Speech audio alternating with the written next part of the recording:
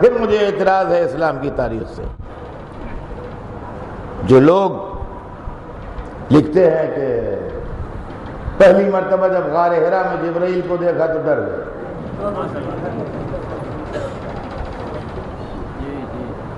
ڈر گئے۔ کون ڈر گیا؟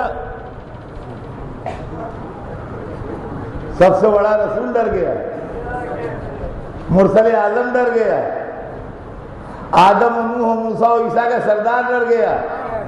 کس سن میں؟ 40 برس میں، جس کا وسیع پیدا ہو کے اشتہے سے بچائے۔ جی، جس کا وسیع نہ ڈرے اس کا نبی ڈر گیا۔ اب سوچئے یہ کیا ہے آپ کے گھر کے اندر سماج؟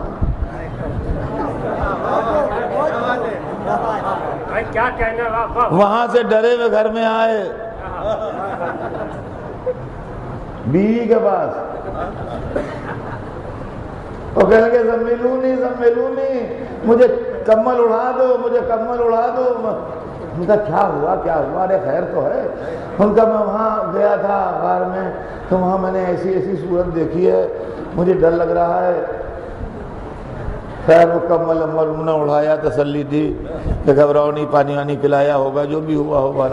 اب بہرحال اس کے بعد پھر ان کے کزن تھے، حضرت سنیے گا، دیکھیے کیا کیا چکر ہیں۔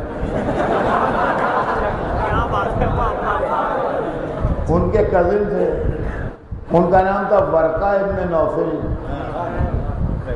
ورقہ ابن نوفل وہ رسول اللہ کی بیوی حضرت خدیجہ کے کزن تھے۔ انہوں نے تورات پڑھی تھی، انجیل پڑھی تھی، یعنی یہ رسول تو بعض اللہ میں پڑھے لکھے تھے یہ تو، مگر ان کے کزن جو تھے وہ پڑھے لکھے آدمی تھے، اور انہوں نے تورات پڑھی تھی، انجیل پڑھی تھی۔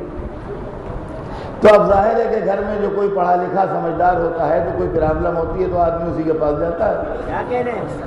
بھئی خاندان میں یہی دستور ہے کہ جو پڑھا لکھا ہوتا ہے، با اثر ہوتا ہے، آدمی اسی کے پاس جاتا ہے، خاص طور سے عورتیں تو اور جلدی جائیں گے۔ وہ بیچاری ان کو کمل امل اڑا کے اور لٹا کے تسلی دے کے دوڑی بھی اپنے کزن کے پاس میں، کہا بھیا میرا شوہر ڈر گیا ہے۔ ان کا کیا ہوا کیوں ڈر گیا، کیا بات ہوئی؟ کہنے کہ وہ وہاں غار میں جاتا تھا، وہاں اس کو ایسی ایسی شکل دکھائی تھی، اور وہاں سے ڈرا ہوا آیا وہ، اور میں اس کو کمل امل میں لپیٹ کے لٹا دیا ہے، اور میں تمہیں پاتا ہوں، بتاؤں میں کیا کروں۔ وہ چونکہ پڑھے لکھے تھے،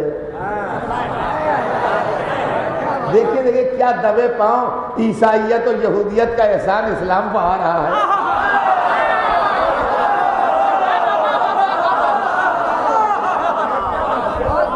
یہ مکاریاں تو دیکھیے میاں، وہ چونکہ پڑھے لکھے تھے اور تورات تو انجیل پڑھے ہوئے تھے، لہذا ان کا ارے گھبراؤ نہیں، اپنے شوہر کو مبارکباد دے دو، وہ نبی ہونے والا ہے، وہ فرشتہ تھا، وہ ناموس اکبر تھا، وہ موسیٰ و عیسیٰ کے پاس بھی آیا تھا، اس سے کہو پھر جائے وہاں۔ یہ وہاں سے خوشی خوشی نکل کے آئیں جیسے کسی کی لاٹری نکل آئے۔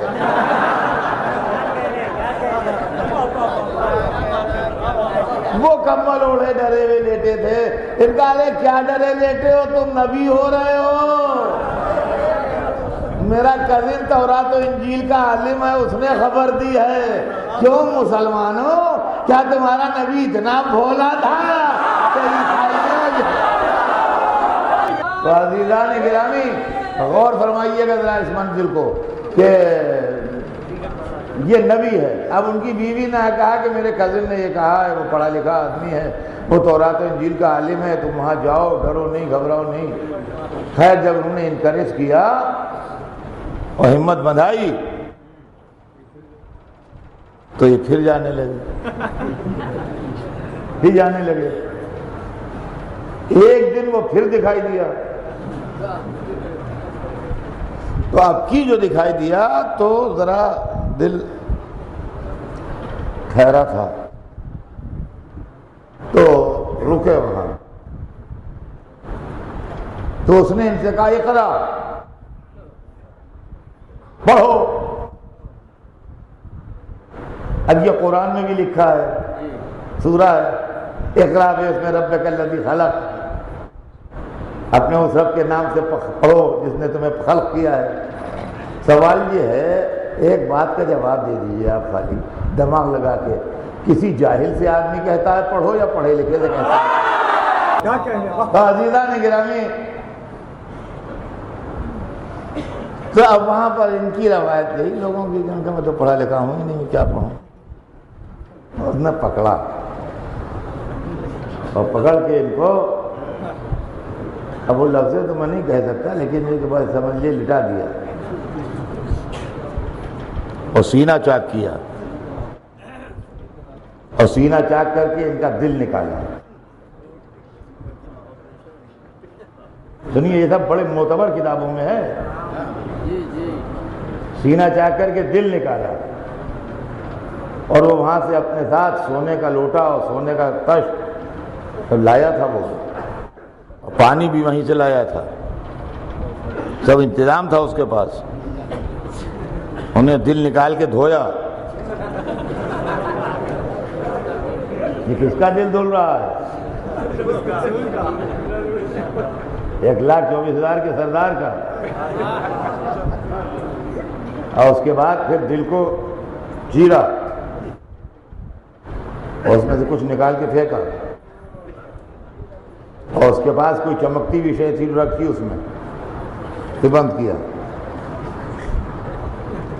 اور پھر سینے میں دل فٹ کر کے اس کو پھر ٹھیک کر دیا۔ یہ بڑی معتبر کتابوں میں روایت ہے، ہم اس کو نہیں مانتے، ہم اس کو نہیں مانتے۔ جو نور اول ہو، جو اللہ کا پہلا مخلوق ہو، اس کا دل دھلے گا۔ اور ایک چیز ایسی ہے جو ابھی میں 3 دن پہلے 4 دن پہلے خواجہ مسجد میں پڑھ چکا ہوں، لیکن یہ کہ وہاں اتنا مجمع نہیں تھا جتنا یہاں، اتنے سننے والے نہیں تھے، لہذا میں اس کو ریپیٹ کیے دیتا ہوں۔ یہ بھی ملا کی جہالت ہے جو حدیث گڑھی گئی ہے، یہ بھی ملا کی جہالت ہے جو حدیث گڑھی گئی ہے، اس لیے کہ پہلے آدمیوں کے دماغ میں یہ خیال تھا کہ خیالات کا مرکز، محبت کا مرکز، تصورات کا مرکز، یادوں کا مرکز دل ہے، سمجھے آپ؟ اور اب فلسفہ بدل گیا ہے، اب یہ ہے کہ دل کی کوئی حیثیت نہیں رہ گئی ہے، صرف پمپنگ مشین ہے۔ یہ ڈاکٹر صاحب بیٹھے ہیں، آپ ان سے پوچھ لیجئے، دل جو ہے وہ صرف پمپنگ مشین ہے، باڈی کا بلڈ لیتا ہے اور باڈی کو بلڈ دیتا ہے، اس سے زیادہ دل کا رول ہی نہیں ہے۔ جو کچھ یادداشت ہے، جو کچھ میموری ہے، جو کچھ خیالات ہے، جو کچھ محبت ہے، جو نفرت ہے، جو عداوت ہے، جو پیار ہے، سب دماغ کے اندر رہتا ہے، دل کے اندر کچھ نہیں رہتا۔ اس زمانے کا ملا بے خبر تھا، وہ سمجھتا تھا دل میں رہتا ہے۔ اب اگر ملا پڑھا لکھا ہوتا تو دماغ دھلواتا، دل نہ دھلواتا۔ سمجھے آپ؟ یہ مسئلہ ہے یہاں۔ کیوں صاحب، میں آپ سے انصاف سے پوچھتا ہوں کہ کیا اس 21ویں صدی میں یہ سب خرافات تاریخ میں رہے یا نکال کے پھینک دیے؟ آپ انصاف سے بتائیے۔ اس کے بعد میں کہا تک عرض کروں، یہ تو وہ سلسلے ہیں کہ اگر بیان کرتا رہوں تو وقت گزرتا رہے گا اور بیان تمام نہ ہوگا۔ اس کے بعد پھر کردار رسول کی منزل آتی ہے۔ میں پوری تہذیب کے دائرے میں رہتے ہوئے اور پوری طرح منبر کے آداب کا احترام کرتے ہوئے جو بات آپ سے کہنا چاہتا ہوں وہ یہ ہے کہ جھوٹے راویوں نے سرور کائنات کے سلسلے میں ایسی روایتیں لکھی ہیں جو ہم اپنے بزرگوں کے لیے پسند نہ کریں۔ اب آپ اس بلیغ جملے کا مطلب سمجھ لیجیے، ہم اپنے والد کے لیے، اپنے دادا کے لیے، اپنے چچا کے لیے، اپنے ماموں کے لیے، اپنے بزرگوں کے لیے جو کردار پسند نہ کریں وہ سرکار دو عالم کے سلسلے میں لکھا ہے۔ اب میں کیا بتاؤں، وہ چیزیں میں پڑھ نہیں سکتا ممبر سے، لیکن ان چیزوں کے نتیجے میں گزشتہ صدی میں 2 کتابیں آئی ہیں کہ آغاز میں رنگیلا رسول آیا اور آخر میں سلمان رشدی کتاب آئی۔ یہ سب کتابیں جو آئیں ان کا سورس جو ہیں وہ وہی جعلی حدیثیں ہیں جو دشمنان رسالت نے مسلمان بن کے رسول کی شان میں گڑھی، سمجھے؟ میں وہ سنا نہیں سکتا، نہ ممبر کی تہذیب اجازت دیتی ہے، نہ مجمع کی تہذیب اجازت دیتی ہے۔ میری آواز ہر ایک سنتا ہے، میری بہنیں بیٹیاں بھی سنتی ہیں، نہیں سنا جی آپ؟ ہاں ایک روایت آپ کو خالی سنا دو جو سنا سکتا ہوں کہ ایک دن نماز پڑھانے آ گئے، تھوڑی سی نماز پڑھائی تھی کہ نماز تو ہوگی۔ لوگوں نے پوچھا کیا ہوا؟ کہنے لگے ارے بھائی ہمیں غسل کرنا تھا، بھول گئے تھے، اور چلے گئے غسل کرنے۔ وہاں سے غسل فرما کے آئے، راوی کہتا ہے میں نے دیکھا کہ بالوں سے پانی کے قطرے ٹپک رہے تھے اور نماز پڑھا رہے تھے۔ کیوں صاحب؟ آپ کی مسجدوں میں پیش نماز مقرر ہوتے ہیں، اگر کسی پیش نماز سے حرکت ہو جائے تو جماعت والے کہیں گے حضور اب کل سے آپ زحمت نہ کیجیے گا۔ جماعت والے جو ان پیش نماز کو رکھے ہوئے ہیں وہ ہاتھ جوڑ کے معافی مانگ لیں گے، سرکار اب کل سے ہم دوسرا پیش نماز رکھیں گے، جو اس طریقے سے لاپرواہ ہو وہ ہماری پیش نمازی کے لائق نہیں ہے۔ تو آپ 4 آدمیوں کی پیش نمازی کے لیے ایسے کو نہ رکھیں گے جو بھول جائے، اور اللہ مرسل اعظم بنا دے ایسے کو جو بھول جائے۔ عزیزان گرامی، اوپر سے سونے پر سہاگا ہی ہے۔ سنیے کہ جب ہم ان حدیثوں پر تنقید کرتے ہیں اور ان کو چیک کرتے ہیں اور ان پر اعتراض کرتے ہیں تو لوگ آستینیں الٹنے لگتے ہیں۔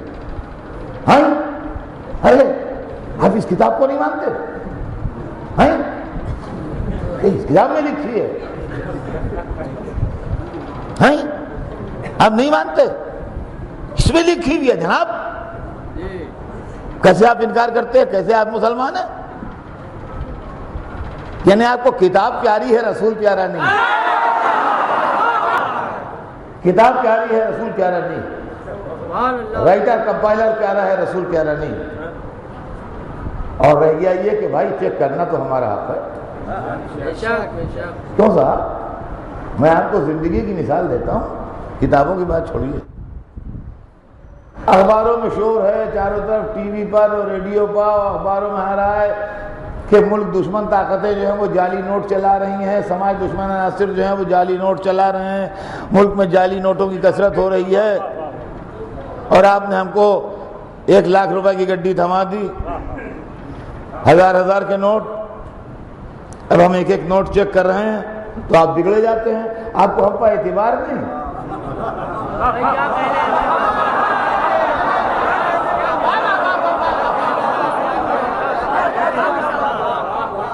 ارے بھائی 10-5 روپے گڈی ہو، ایک آدھ جھوٹا بھی نکل جائے چلو ہم کھا لیں گے، یہ 1000 کے نوٹ جو ہیں یہ اگر 2-4 اس میں سے غلط نکل گئے تو ہمارا تو بڑا نقصان ہو جائے گا۔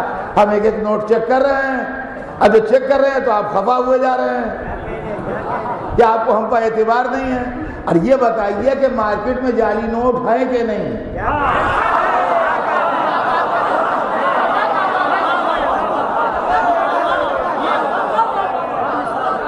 یہ بتائیے کہ مارکیٹ میں جعلی نوٹ چل رہے ہیں کہ نہیں؟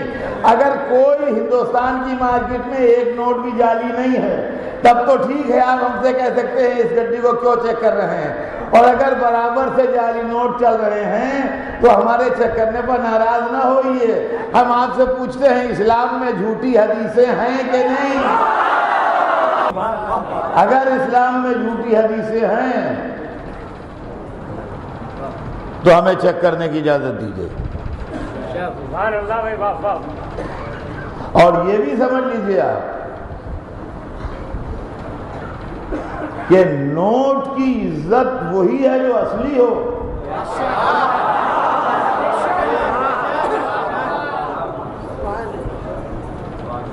جو ریزرو بینک آف انڈیا نے ایشو کیا ہے وہی نوٹ ہے. باقی جو ہے وہ نوٹ نہیں ہے، چاہے بشکل نوٹ ہو اور آدمی دیکھ کے دھوکہ کھائے اسے، مگر وہ نوٹ نہیں ہے، وہ جرم ہے. اس کا چلانا بھی جرم ہے، اس کا رکھنا بھی جرم ہے، اس کا دوسرے کو دینا بھی جرم ہے. اس کو پھاڑ کے پھینک دیجئے، اسی میں آپ کے امن و امان کی خیریت ہے. تو اصلی نوٹ وہ ہے جو ریزرو بینک آف انڈیا کی اتھارٹی پہ جاری ہو. اصلی حدیث وہ ہے جو محمد عربی کی زبان سے نکلے.